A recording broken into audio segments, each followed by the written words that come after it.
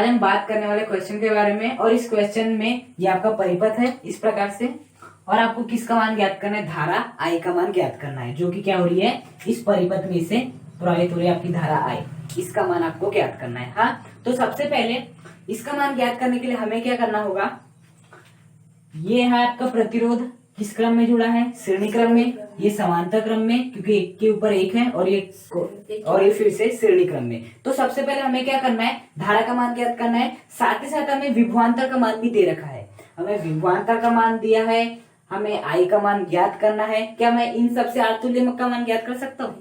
बिल्कुल ज्ञात कर सकता हूँ ना। वो कैसे करूंगा, देखो सबसे पहले हम केवल इसकी बात करेंगे हमें, तो देखो सबसे पहले मैं इसे अलग से बना लेता हूँ, क्योंकि आपका पहला जिसका कितना है, आपका 3 है, फिर इस प्रकार से है, ये आपका दूसरा है,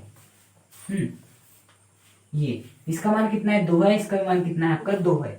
अब फिर मैंने इसे क्या कर लिया हूं, जोड़ लिया हूं इस प्रकार से, ठीक।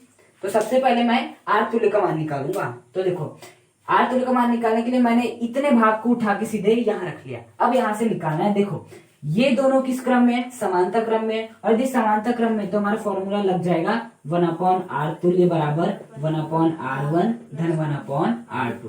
देखो 1/r1 का मान कितना है, 2, प्लस r2 का मान कितना है, 2 है, तो 1/2 प्लस 1/2। देखो दोनों का एलसीएम कितना आ जाएगा, 2 का भाग देंगे 2 में 1 का इंटू 1 में करेंगे 1, प्लस 2 का भाग देंगे 2 में 1 का इंटू 1 में करेंगे 1, तो 1 + 1 कितना हो जाएगा 2, और 2/2 कितना हो जाएगा 1। अर्थात जो आपके 1/r तुल्य का मान आ गया वो कितना आ गया, 1 आ गया।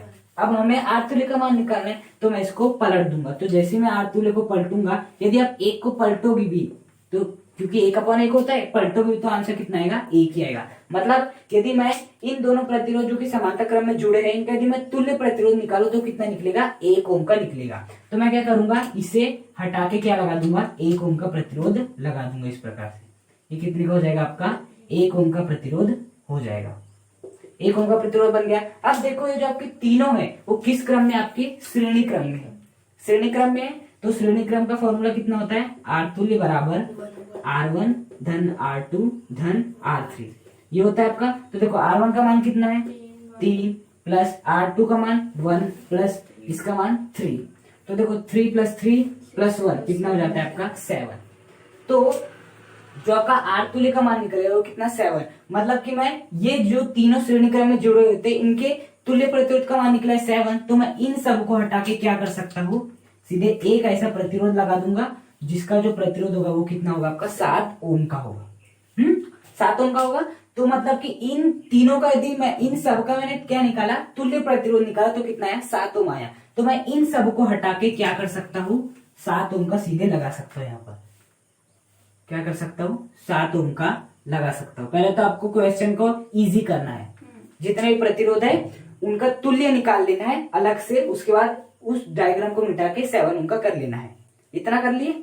अब देखो V का मान हमें दिया हुआ है, R का मान हमें दिया है, और I का मान ज्ञात करना है। क्या हम ज्ञात कर सकते हैं?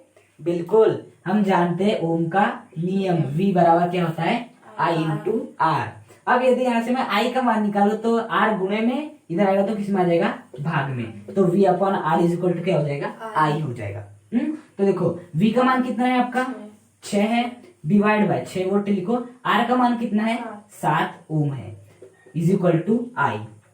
तो यहां से आपका क्या आ जाएगा, I का मान 6/7 वोल्ट ओम इनवर्स = I। ओम ऊपर आ गया तो ओम इनवर्स बन गया। तो 6/7 को यदि मैं सॉल्व करूंगा तो हमारा आंसर कितना आ जाएगा, आपका 0.8,